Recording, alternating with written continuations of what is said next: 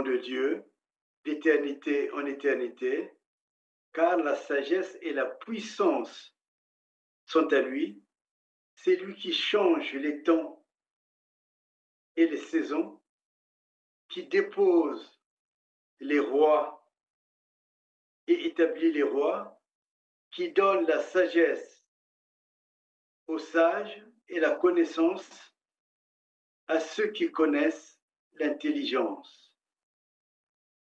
C'est lui qui révèle les choses profondes et secrètes.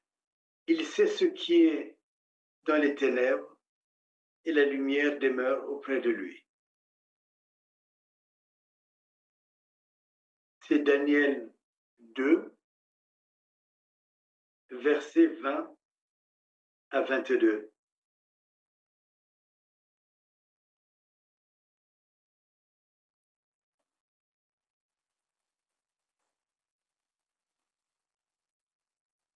Mes chers amis, nous sommes sur R7 et nous sommes dans une émission qui touche de plus en plus les cœurs et c'est tant mieux. C'est tant mieux parce que moi-même, un jour, j'ai été touché et c'est pour cela que je me suis tourné vers le Seigneur. Ce texte que je viens de lire, qui est tiré de Daniel chapitre 2, versets 20 à 22, et que j'ai tiré dans une version qui n'est pas très courante, la version Darby, parce qu'elle est littérale. Ce texte va nous conduire aujourd'hui sur le thème Dieu est le maître des temps et des circonstances. Dieu est le maître des temps et des circonstances.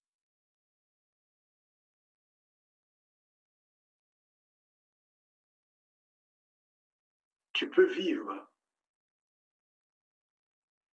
hors de Dieu et te plaindre de Dieu.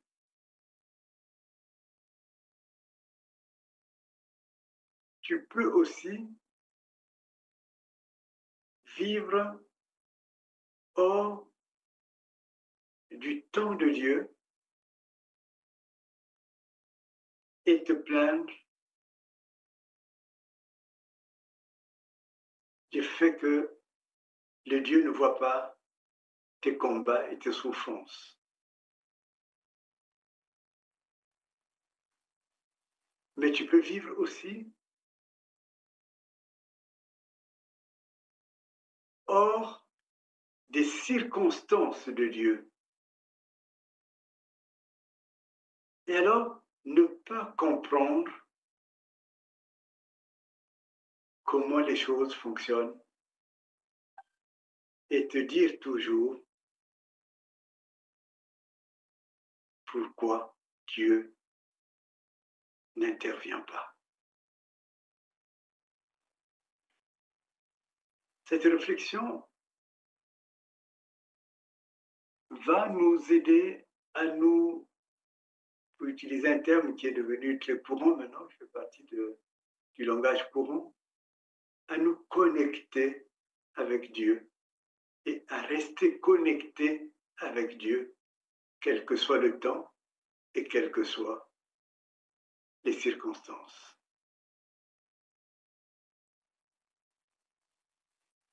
Cette notion que le grec appelle le chronos tou théou, le temps de Dieu, est une notion importante. D'abord parce qu'elle est utilisée négativement. C'est-à-dire que négativement, je dirais, en lari, on dirait Nzambi kwazololobo. Dieu l'a voulu ainsi. Et j'ai vu que dans beaucoup de nos cultures africaines, y compris même quand je discute avec les amis des Antilles, qui sont nos nos parents par alliance. Cette notion aussi existe beaucoup.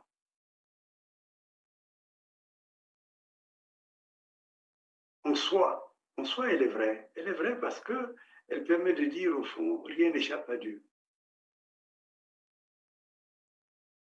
Mais négativement, elle permet de faire prospérer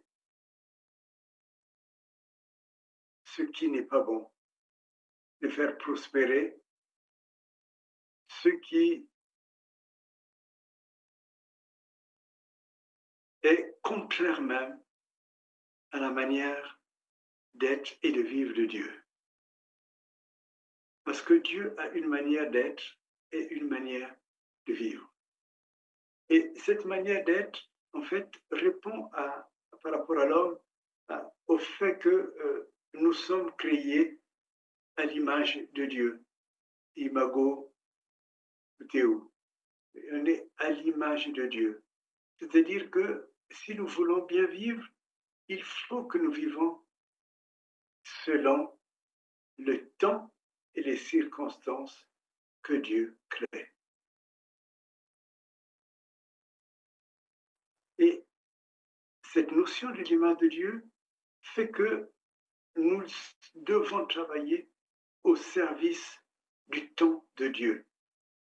Rappelez-vous, chers amis, lorsque nous avons réfléchi ensemble sur le jardin d'Éden, quand Dieu a créé un jardin exprès pour l'homme et il y a mis l'homme. Il a créé un jardin exprès pour l'homme et il a mis l'homme. Et il lui a donné la charge de cultiver. Et lorsque l'homme a été trompé, il est sorti et du temps de Dieu et des circonstances de saison. C'est quand on cultive, on respecte les saisons de Dieu. Je me rappelle avoir eu dans ma jeunesse un oncle. Vous savez, souvent en Afrique, notre famille est étendue. Et quand on parle d'un oncle, ce n'est pas forcément l'oncle direct, c'est-à-dire le frère ou le petit frère de maman. Mais l'oncle, c'est aussi une personne par alliance, parce que la famille est étendue. Donc, et cette personne voulait développer autour de Lufini. Lufini, c'est un fleuve de là où il y avait le village maternel, une grande, qu'on appelle ça, une grande ferme. Et il avait mis à l'intérieur des porcs et je ne sais pas qu'est-ce qu'on dit pour une porcine, je sais plus. En tout cas, c'était pour faire l'élevage des porcs. Et cet oncle avait constaté que ça ne produisait pas des porcins. Alors que, évidemment, dans sa logique, il voulait que, il avait fait un calcul de telle façon qu'il puisse vendre ses porcins, et ainsi de suite. Or, donc, il s'est mis en tête que les gens faisaient la sorcellerie pour qu'il ne puisse pas développer son élevage, pour qu'il ne puisse pas gagner. Donc, furieux, très en colère, il a entrepris de vendre son troupeau. Eh bien, il a fait le bonheur de celui qui l'avait acheté parce que, justement, quand ils sont arrivés là-bas, eh bien, non seulement ces porcines étaient, ces porcins, ces porcs étaient en maturation, attendaient, comme on dit, tu sais que les porcs produisent beaucoup d'enfants, enfin beaucoup de porcins. Et non seulement il y en avait beaucoup, mais c'était vraiment des belles bêtes. Et donc, un mois après, ou quelques mois après, lorsqu'il a tout encaissé, il a encaissé l'argent qu'il voulait et il a appris que son élevage, et c'était l'élevage de ceux qui avaient acheté, s'était développé. Et il s'était développé de telle façon que vraiment le bonhomme était heureux et il en était devenu riche. Et cet oncle est tombé pratiquement en dépression parce que la richesse qu'il avait préparée, en fait, les bêtes avaient simplement besoin de s'adapter d'abord au climat. Et, et il fallait leur donner le temps pour pouvoir se développer. Donc, vous voyez, un exemple comme celui-là, il est un exemple qui permet de travailler avec le temps de Dieu, tango naye, tango yanzambe. Donc, ça demande du temps. C'est comme celui qui fait un élevage, non pas l'élevage, celui qui plante, prenons des arachides. Eh bien, ce n'est pas du jour au lendemain que l'arachide va pousser. Il y a un temps. Il faut accepter le temps de la maturation. Et lui, il n'avait pas accepté ce temps. Et au lieu qu'il remette son élevage selon les circonstances que Dieu donne, en réalité, il s'est remis selon les circonstances divinatoires de la sorcellerie. Au lieu de s'interroger ou au lieu de chercher combien de temps faudrait-il pour qu'il puisse avoir des pourcents, il ne s'est pas documenté, il n'a pas cherché. Et il a vendu sa propre richesse. Pourquoi j'ai dit cela? C'est d'abord pour comprendre que la vie chrétienne ne peut être vécue que selon le temps de Dieu et selon les circonstances. C'est vraiment un principe fondamental. Et si tu vis en dehors du temps de Dieu, en fait, en réalité, tu t'inventes un temps qui n'existe pas. Parce que le temps appartient à Dieu. Et il faut, dans ce temps, tout le temps nécessaire pour étudier, pour développer, pour faire croître.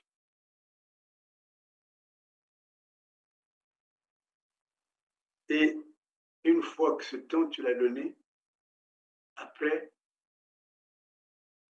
les fruits naissent. Après, ce qui était les grains germent. Vous voyez, il y a un temps qui est le tien, que tu dois adapter ou que tu dois intégrer dans le temps de Dieu. Mais il y a un temps qui est, en définitive, celui de chacun, de tout le monde. Et ce temps de chacun et de tout le monde est un temps, je dirais, précipité. C'est un temps où on se dispute. Chacun veut réussir, veut développer. Mais ce n'est pas le temps qui permet à ce que toi, personnellement, tu puisses obtenir le résultat que tu veux. Le temps, c'est ce que Dieu met à ta disposition.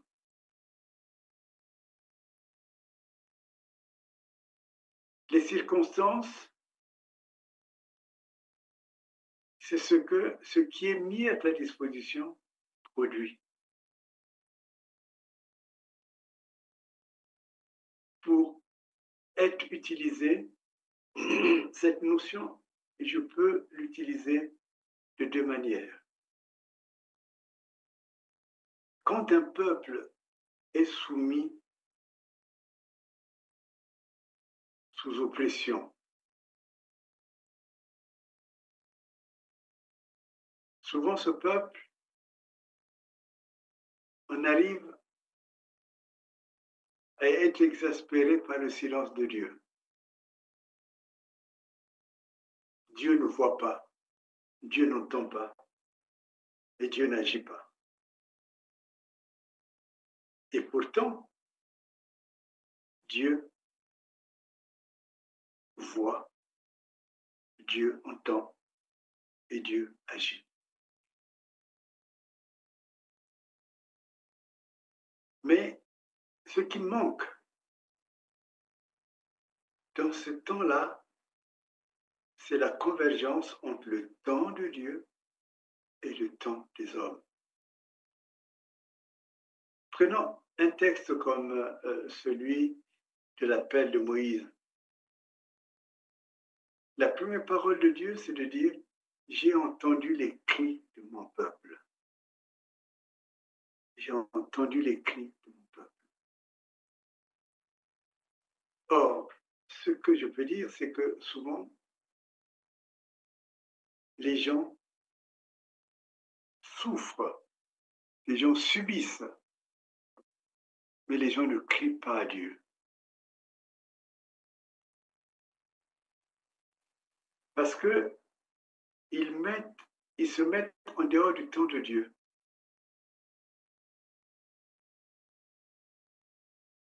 Quand j'étais à Brazzaville,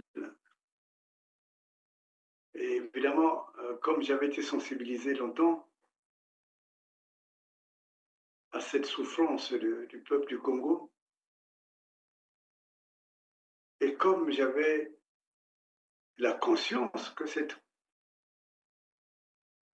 souffrance, contrairement à ce qui se pensait, ne venait pas de Dieu et elle est injuste, je m'attendais qu'en allant dans les églises, à ce que les hommes et les femmes qui priaient, qu'ils prient contre cette situation, qu'ils disent à Dieu, qu'ils crient à Dieu. Eh bien, vous pouvez dimanche prochain faire l'expérience, aller dans les églises catholiques, les églises évangéliques du Congo, même celles qu'on appelle les églises du réveil. Personne ne va prier contre le régime en place. Personne ne crie. Ça signifie en clair que tout le monde est d'accord avec ce qui se passe.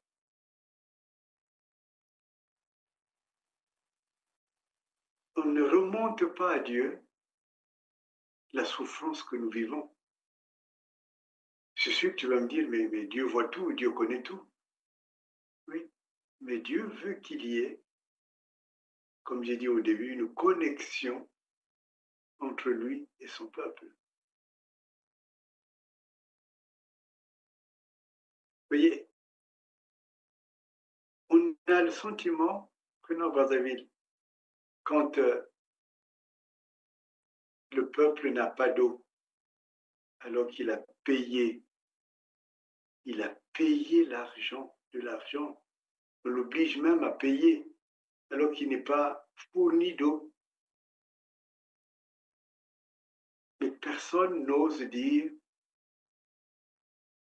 Seigneur, regarde ce que nous vivons, ce qu'on nous fait vivre.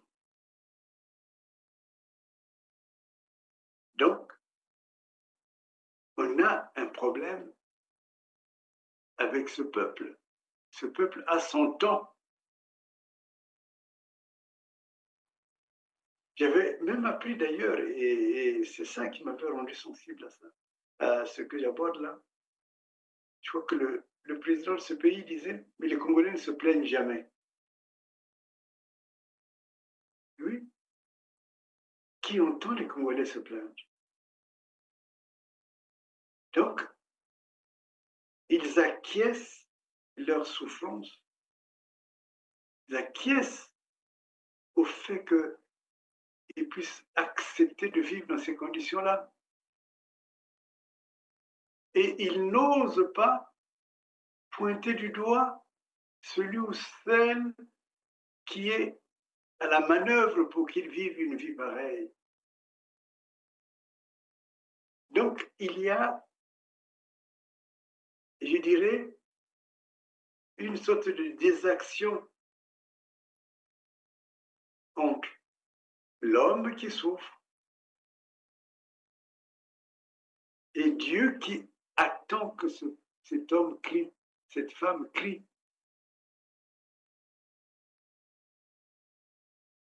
On a développé l'idée que les combats de tous les jours,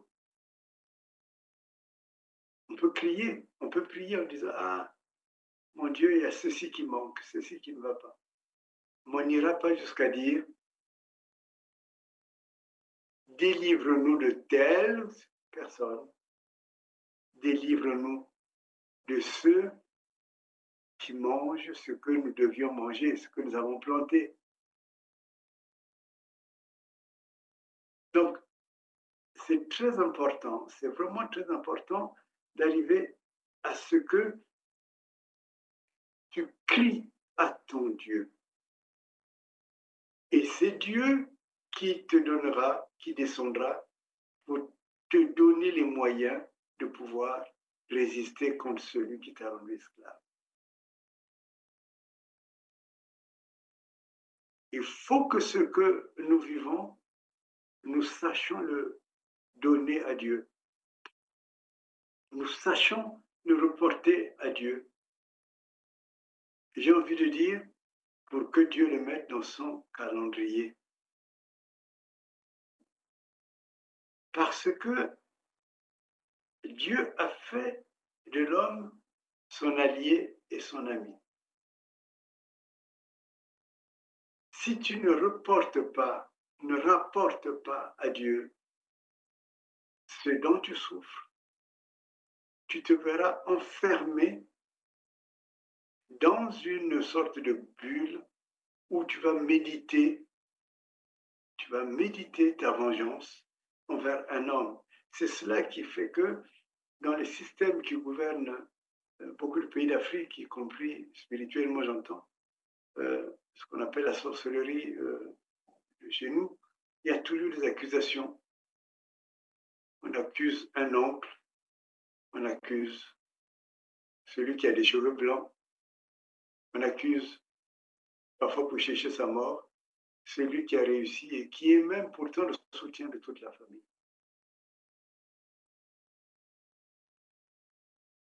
Cette notion du temps des hommes est une notion dangereuse. Le temps des hommes est un temps violent, qui crée la violence, qui veut absolument qu'il y ait des victimes humaines. Pardon. Et de telle façon que il n'y a pas de verticalité. La vie n'est pas vécue verticalement. Or, et je voudrais t'entraîner à cela, ce dont tu souffres actuellement, lance-le verticalement devant ton Dieu.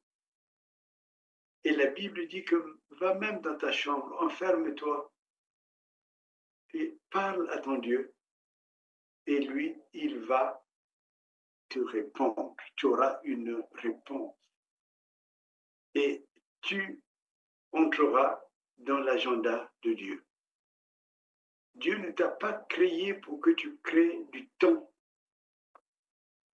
et pour que tu vives dans le temps de Dieu. Dieu ne t'a pas créé. Dieu ne t'a pas créé pour que tu puisses devenir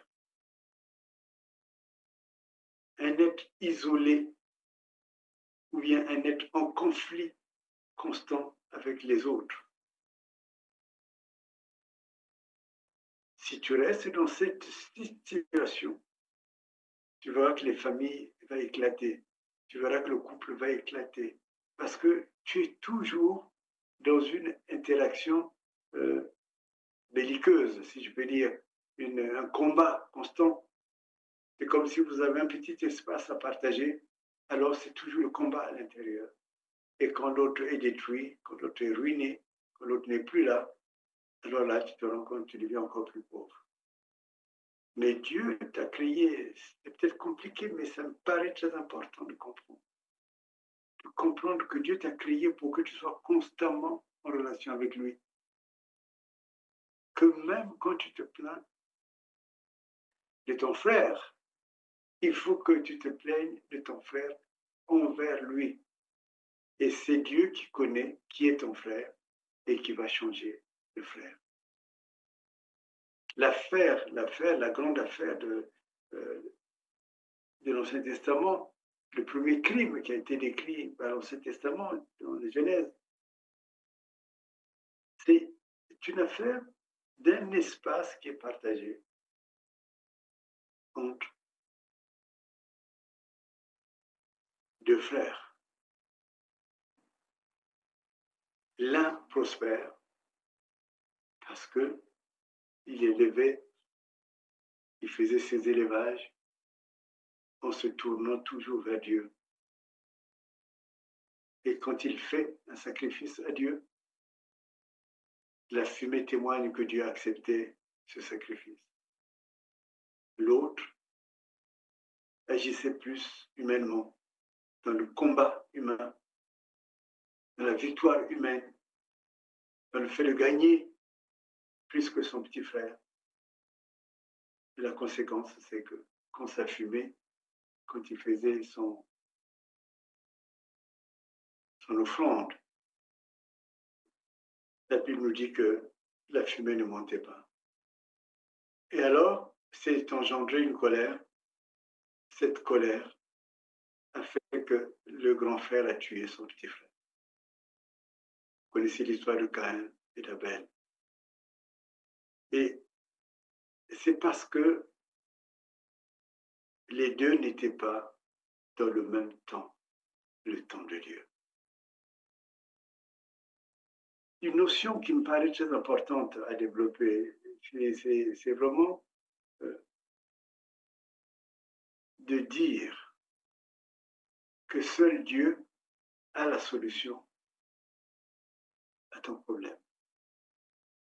Et que quelle que soit la solution, quel que soit le problème, tourne-toi d'abord vers Dieu. Que quels que soient les problèmes que tu rencontres, ne te tourne pas vers l'homme, parce que tu entreras dans le temps de l'homme. Et dans le temps de l'homme, il n'y a pas de solution. Il n'y a que du combat.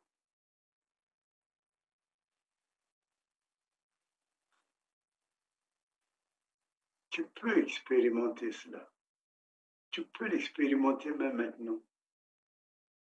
Enferme-toi et demande à Dieu de résoudre le problème qui t'oppose à l'autre, même si ce problème n'est pas encore déclaré.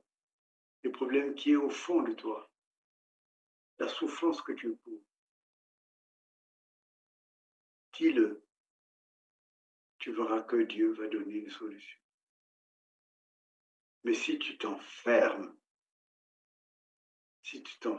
en toi-même,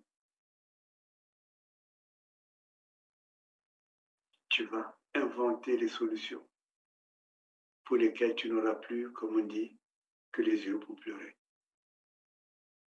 C'est un secret de la foi, c'est un secret spirituel que je t'énonce là. Entre tout, comme maintenant avec les ordinateurs, entre tout, dans le magasin de Dieu, entre tout, dans ce que Dieu a prévu et va faire. Même si tu ne vois pas la solution, dans le temps de Dieu, le Seigneur va donner sa solution. Et c'est cette solution qui te rendra heureux.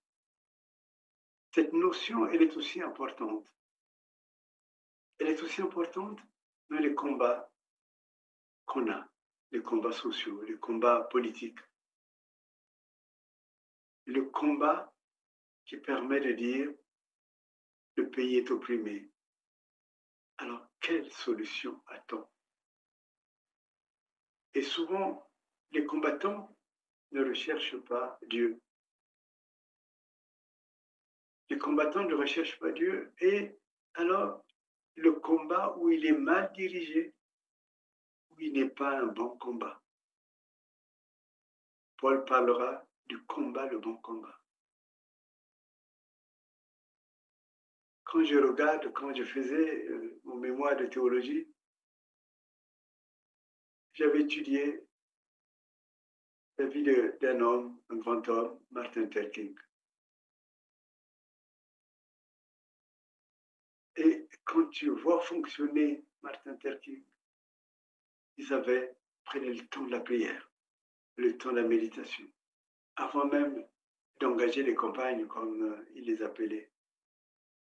Et c'est tellement qu'il y en a qui étaient blessés, il y en a même, on leur lançait des chiens, tout cela. Cela est vrai.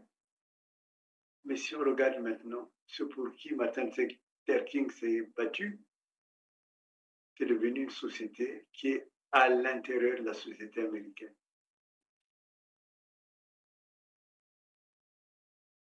Parce que Dieu, qui était sollicité pendant ces temps de combat, a répondu sous la forme d'une société à part entière, d'une société humainement puissante, une société qui a sa place dans les espaces politiques, les espaces économiques.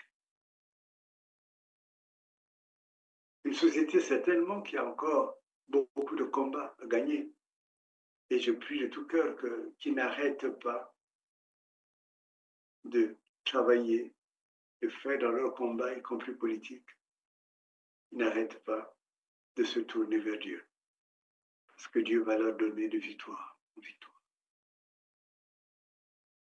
Il y a vraiment quelque chose qui est très important dans cette compréhension du temps de Dieu. Il est le maître des temps et des circonstances. Même quand tu as l'impression qu'il y a des murs trop lourds qui sont infranchissables, que ce n'est pas possible de détruire les murs qui sont devant toi, à ce moment, tu réponds Jéricho. Jéricho, j'en ai parlé la dernière fois, j'ai fait un témoignage même personnel de ces combattants qui ne murmuraient pas, qui tournaient autour de Jéricho le nombre de fois que Dieu leur avait dit. Et comme ils avaient fait confiance à Dieu, au dernier tour, en poussant uniquement des cris de joie, Jéricho est tombé. Dans les temps actuels, on ne fait plus confiance à Dieu. On trouve cela même trop faible, je dirais, c'est même de la bêtise. On rit. Mais Dieu est toujours le même, hier, aujourd'hui et éternellement. Et c'est toujours lui qui a l'éternité du temps. Et c'est pour cela que même donc ton combat social, ton combat humain, ton combat professionnel, ton combat pour avoir un logement, si tu te mets seulement dans des conditions qui permettent de dire je me bats, je fais ceci, je suis fort, je suis battant, c'est bien de l'être. Il faut que tu sois battant ou battante en Dieu. Il faut que tu puisses dire, mon Dieu, mon Seigneur, je n'ai pas de logement, je n'ai pas de travail. Et j'ai besoin de ce travail pour avoir ce logement. De mes propres forces, je n'y arrive pas. montre-moi quoi faire. Et je peux t'assurer que Dieu va descendre pour te parler. Et il va te montrer ce qu'il faut faire. Et ce qu'il te montrera, il te faudra le faire. Et quand tu le feras, tu auras des solutions à tous tes problèmes. Parce que tu as quitté de ton temps personnel, de là où tu murmures, de là où tu accuses même les autres de sorcellerie, pour entrer dans le temps de Dieu. Et c'est Dieu qui fera, te donnera les forces et l'intelligence pour agir. Ne te crois pas plus intelligent que Dieu. Ne te crois pas plus fort que Dieu. Alors, est-ce que Dieu va répondre? Oui, Dieu va répondre. Est-ce que Dieu doit répondre? Oui, Dieu doit répondre. Pourquoi? Parce que c'est lui qui nous a mis sur cette terre. Pourquoi? Parce que c'est lui qui va construire les éléments pour que tu puisses chanter sa gloire comme le dit Daniel. Parce que si Dieu ne t'a pas béni, comment tu peux rendre gloire à Dieu? Comment tu peux dire aux autres, témoigner aux autres que Dieu est vraiment grand, Dieu est vraiment bienveillant, Dieu est vraiment magnifique? Tu ne pourras pas. Tu seras pris pour un menteur. Et Dieu ne veut pas que tu sois menteur. Dieu ne veut pas des menteurs. Donc, quand tu dis que Dieu a fait les grandes choses pour moi, et quand tu dis son nom est saint, c'est une réponse aux bénédictions que Dieu a données. Et donc, tu ne peux pas exprimer où que tu sois dans une forêt, que tu sois dans ta chambre, tu ne peux pas parler à Dieu et Dieu rester sans te répondre. C'est impossible. Et donc, la démarche de base, c'est toujours de dire, de passer du doute vers la foi. C'est toujours de passer de ta situation toute personnelle vers ton alliance avec ton Dieu. Mon Dieu, mon Seigneur, voilà ma situation. Que dois-je faire? Alors, tu t'inscris dans l'agenda de Dieu. Et dans l'agenda de Dieu, Dieu te montrera, voilà ce que j'ai préparé pour toi. Fais-le et tu verras. Et donc, même dans le combat politique, il faut entrer dans le projet de Dieu. Beaucoup de personnes, je vois, qui se battent, ils se battent en se croyant plus intelligents que les autres, plus intelligentes que les autres. Et ces personnes, souvent, ont dans leur philosophie de base qu'ils n'ont pas besoin de Dieu. C'est une erreur qui a été beaucoup commise en Occident. Dieu est Dieu, Dieu reste Dieu.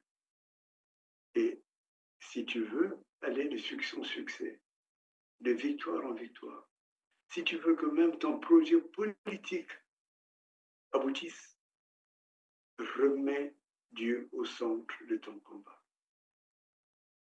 Et tu entreras dans le temps de Dieu. Et Dieu va te donner des solutions. Et de ces solutions, Dieu va tirer sa gloire. Dieu te glorifie pour que tu le glorifies. Dieu glorifie ton peuple pour que ton peuple dise Dieu nous a libérés. Pour que ton peuple glorifie Dieu. Il n'y a pas d'autre solution. Il n'y a pas à se croire un Dieu, mais il y a à travailler avec Dieu. Dieu a envie d'entendre tes cris. Ton cœur ne suffit pas. Même des cris, des problèmes personnels, ton cœur ne suffit pas. Mais il faut que de ton cœur, tu dises à Dieu, mets donc moi dans ton temps. Mets-moi dans ton temps pour que je puisse avoir des solutions aux problèmes auxquels je suis confronté. Je suis trop seul. Et comme je suis seul, je vais aller de désespoir en désespoir. Et même au cœur du désespoir, sache que si tu vis le désespoir tout seul, tu vas entrer dans la détresse. Mais si tu vis le désespoir avec Dieu, tu vivras selon ce que une sœur espagnole avait enseigné, avait expérimenté. Et elle a pu dire, nada te turbe, nada te espantes. Quien a Dios tiene, nada le falta. Nada te turbe, nada te espantes. Solo Dios basta. Que rien ne te trouble, que rien ne t'effraie. Si tu as Dieu, tu as tout, car Dieu seul suffit. Ne vis pas sur la terre comme un être solitaire. Même si tu es dans le désert spirituel, désert social, désert économique, désert politique, tu es dans la présence de Dieu. Vis dans la présence de Dieu. Connais Dieu, cherche Dieu, et alors tu ne seras plus désespéré. Et Dieu seul suffit. J'aime beaucoup cela. Dieu seul suffit. Tout ce que tu vis dans ton cœur, tu es seul. Mais si tu le tournes à Dieu, Dieu va te faire entrer dans son temps. Dans son temps. Et dans son temps, il a pour toi une solution. Il a avec toi la solution à ton problème. Mon frère, ma soeur, Dieu, rappelle-toi, est le maître des temps et des circonstances. Et dire cela ne signifie pas du tout que tu ne dois pas agir, tu ne dois pas combattre. Mais tu dis, cela signifie que tu ne vas pas combattre n'importe comment. Mais tu vas entrer dans le temps de Dieu pour que Dieu crée les circonstances où tu vas obtenir ta victoire. Que tu sois un homme, une femme, un enfant, un adulte, un peuple, il n'y a pas d'autre temps que le temps de Dieu pour avoir tes victoires. Et il n'y a pas d'autre circonstance que celle que Dieu crée pour combattre ton mal, pour combattre ton ennemi. Et ne va pas chercher d'autres dieux. Combien se sont égarés en allant chercher d'autres dieux? Combien se sont égarés en allant même écouter les conseils des hommes ou des femmes sous prétexte que c'est des aînés? Beaucoup se sont égarés. Reste avec ton Dieu. C'est lui qui a décidé que tu viennes sur cette terre. Et c'est lui qui te protège dans son temps. Car Dieu seul te suffit. Tu n'as même pas besoin de devenir ou de te proclamer un Dieu. Va devant ton Dieu. Va vivre dans son temps. Ne vis pas en dehors du temps de Dieu. Et dans le temps de Dieu, il n'y a que la réussite. Il n'y a que les fruits. Mais il y a aussi ces moments difficiles où on plante les graines. Et il y a aussi le temps que Dieu donne aux graines pour pouvoir pousser, pour qu'ils deviennent source de ta richesse. Donc, crois-moi, le problème que tu as actuellement ne dépasse pas Dieu. Mais Dieu ne peut y répondre que si tu le mets dans son temps, dans le temps de Dieu. Et quand tu le mets dans le temps de Dieu, Dieu te dira ce qu'il faut. Crois-moi, Dieu t'aime. Crois-moi, Dieu ne veut pas de tes larmes qui sont souffrance pour lui aussi. Mais Dieu veut que tu te déplaces, que tu te mettes dans son temps, pour que tu combattes dans son temps. Alors dans son temps, il va te donner toutes les intelligences nécessaires pour vaincre ton ennemi. Même si ton ennemi est devenu comme un Goliath devant toi, ne crains pas. Ne crains pas. Ne va même pas porter les habits des autres pour combattre ton Goliath. David avait refusé les habits militaires qu'on lui proposait. C'était trop lourd. Et il n'avait qu'une petite fronde.